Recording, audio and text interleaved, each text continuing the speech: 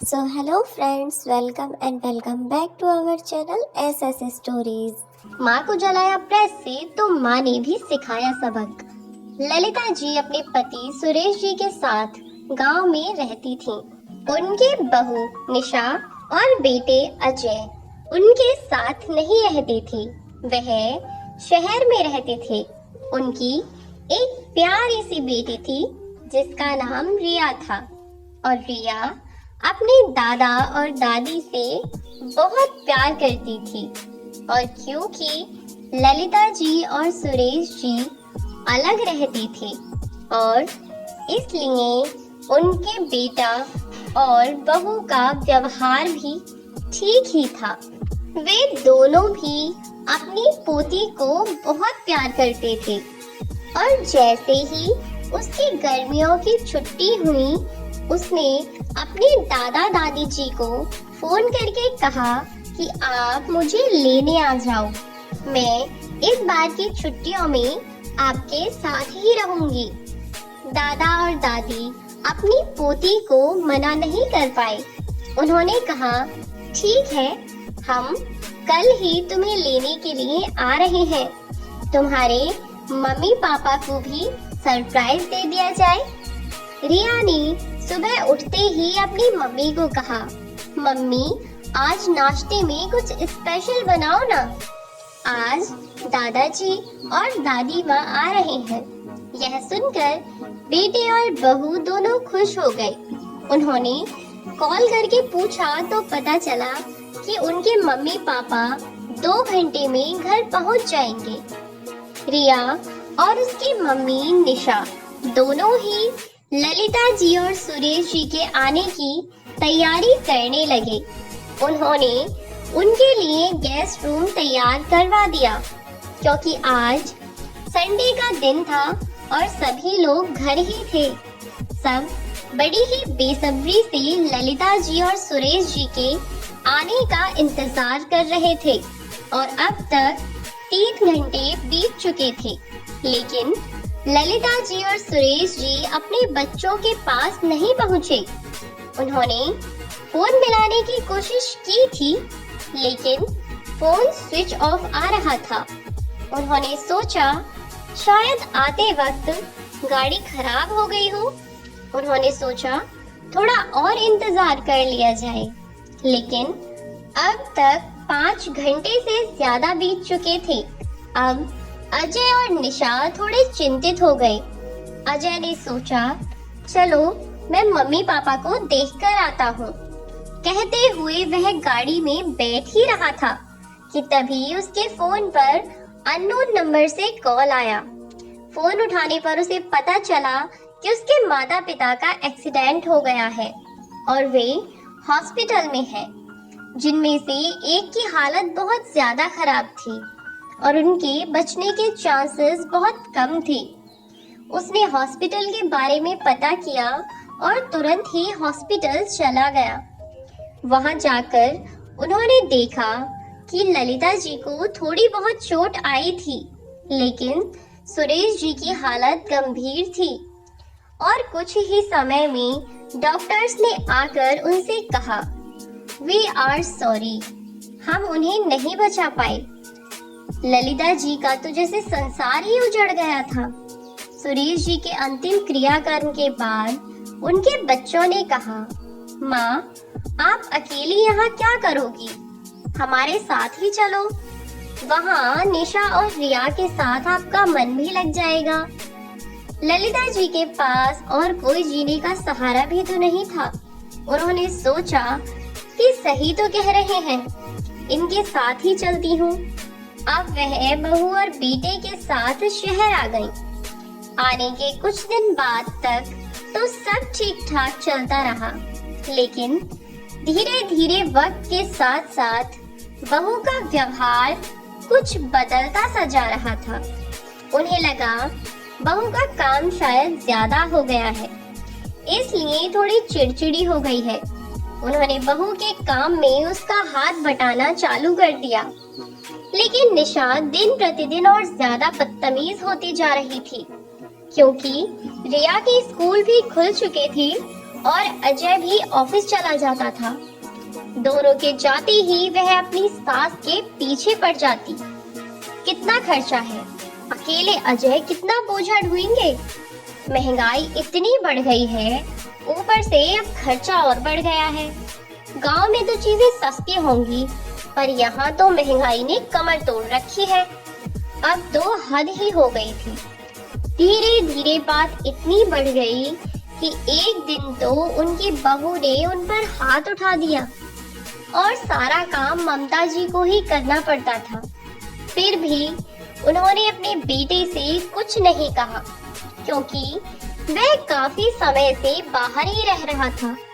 महीने में 1-2 दिन के लिए ही घर आता था। उस दौरान उसकी बीवी ममता जी की इतनी सेवा करती कि वह भी सोचता, तुम मेरी माँ का कितने अच्छे से ध्यान रखती हो। जब वह चला जाता तो फिर से उसकी पत्नी का वही बर्ताव। एक दिन रिया ने देखा दादी के हाथों में कुछ निशान हैं। उसने कहा, दादी यह निशान कैसे हैं? तभी उसकी माँ आ गई और बोली, बेटा तुम खाना खाओ, कुछ नहीं हुआ, दादी ठीक है ना माँ जी? उनका हाथ भींचते हुए बोली। रिया ने यह सब देख लिया, पर वह छोटी थी, कुछ कर नहीं सकती थी। उसने अपनी दादी से पूछा तो उन्होंने सोचा कि इतनी छोटी सी बच्ची को इन सब में नहीं पड़ना चाहिए। उन्होंने कहा, बेटा ऐसा कुछ नहीं है, तुम अपनी पढ़ाई पर ध्यान दो। पर रिया अब अपनी माँ पर नजर रखने लगी। उसने देखा कि उसकी माँ उसकी दादी के साथ कितना बुरा व्यवहार करती है। उसने अपनी माँ को, अपनी दादी माँ को सताते हुए देखा तो उसने सोचा कि वह अपने पिता को यह सब बात बता सकती है। फिर उसने सोचा कि अगर पापा ने मेरी बातों का विश्वास नहीं किया तो, क्योंकि मैं तो छोटी हूँ, और अगर माँ ने कोई झूठ बोल दिया तो। उसने अब एक योजना बनाई। उसने पड़ोस की रहने वाली एक लड़की से उसका फोन मांगा, और जब उसकी माँ ने अपनी सास को मारा पीटा तो उसकी वीडियो बनाकर अपने पिता को भेज दी। उस वीडियो में काफी कुछ था। एक वीडियो में निशा अपनी सास को प्रेस से जला रही थी, और एक क्लिप में तो उसने अपनी सास के हाथ से खाना छीन के उन्हें थप्पड़ मारा और गर्म पानी से उनका हाथ जला दिया। ऐसी बहुत सारी वीडियो क्लिप्स रिया ने अपने पापा को भेजी, जिन्हें देखकर अजय अपना आपा खो बैठा। अगले ही दिन वह सब काम छोड़कर अपने घर आया। आकर देखा कि उसकी माँ बाहर कपड़े धो रही थी, जहाँ बहुत धूप थी। उसने अपनी माँ को उठाया और उन्हें लेकर अंदर पहुंचा और तेज आवाज में चिल्लाया, निशा निशा। निशा उसे देखकर चौंक गई और बोली, अजय तुम यहाँ? मुझे आने से पहले बताया भी नहीं। अजय उसे घूरते हुए बोला, बताकर आता तो सच अपनी आंखों से नहीं देख पाता। निशा अनजान बनने का नाटक करते हुए बोली, सच? कैसा सच? अच्छा वो कपड़े? मैंने माँ जी से कितना मना किया। वो बोली, मैं घर में बैठी रहती हूँ, मन नहीं लगता, इसलिए सोचा कि कुछ काम कर लूं। निशा के इतना बोलते ही अजय ने उसके गाल पर तमाचा जड़ दिया, जिससे वह गुस्से में आ गई और अपनी सास को मारने के लिए दौड़ी। तभी अजय ने उसका हाथ पकड़ लिया और उसका हाथ पीछे की तरफ मोड़ते हुए बोला, बहुत हो गई तुम्हारी मनमर्जी। उसका हाथ मोड़कर उसने रिया से कहा कि वह प्रेस लगा दे, और अब अजय उसे गर्म प्रेस के पास लाकर जलाने लगा, जिससे निशा बहुत डर गई और बोली, अजय प्लीज ये सब मत करो। अजय बोला, अच्छा तो फिर गर्म पानी से तुम्हें जलाते हैं, ठीक है ना? कहकर उसने गर्म पानी से उसे जलाने की धमकी देने लगा, जिससे निशा और भी ज्यादा डर गई और सास के पैरों में गिरते हुए बोली, माँ मुझे माफ कर दो, मुझे समझ आ गया है कि मैंने आपके साथ कितना गलत किया है, प्लीज अजय मुझे माफ कर दो। अजय बोला, नहीं, अब तुम मेरे घर में और नहीं रह सकती, क्या पता कल को मेरी बेटी के साथ भी यही सब करो। तुम एक निहायती बदतमीज और स्वार्थी इंसान हो। अब निशा उसके पैरों में गिर गई और माफी की भीख मांगने लगी। उसकी आंखों में पश्चाताप के आंसू थे, जिन्हें देखकर उसकी सास ने उसे माफ कर दिया और अपने बेटे से कहा कि वह भी निशा को माफ कर दे। अपनी माँ के समझाने पर अजय ने निशा को माफ कर दिया। अब निशा पूरी तरह बदल चुकी थी, उसे अपनी गलती का एहसास हो चुका था। अब वह अपनी सास और बेटी का अच्छी तरह ध्यान रखती और अजय भी पूरी तरह निशा पर डिपेंड नहीं था। अब वह अपनी माँ, बेटी और पत्नी सभी को बराबर समय देता। अब सभी खुशी खुशी साथ साथ रहने लगे।